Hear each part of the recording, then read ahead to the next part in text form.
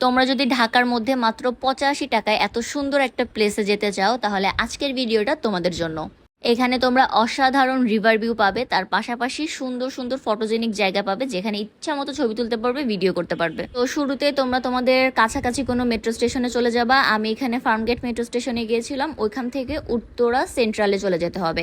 আমার ভাড়া লেগেছিল 54 টাকা। তো উত্তরা সেন্ট্রালে নামার পরে এখানে দেখবা অনেকগুলো অটো লাইন দিয়ে দাঁড়িয়ে থাকবে। ওনাদেরকে বলবা যে আমরা বিরুলিয়া ব্রিজে যাব, তাহলে ওনারাই তোমাদেরকে নিয়ে যাবে। এখানে পার পার্সন লাগবে 30 টাকা করে, আর যদি রিজার্ভ যাও সেক্ষেত্রে 150 টাকা লাগবে। এখানে আসতে তোমাদের 10 থেকে 15 মিনিট লাগবে। তোমরা চাইলে গুগল লোকেশন সেট করে নিয়ে আসতে পারো।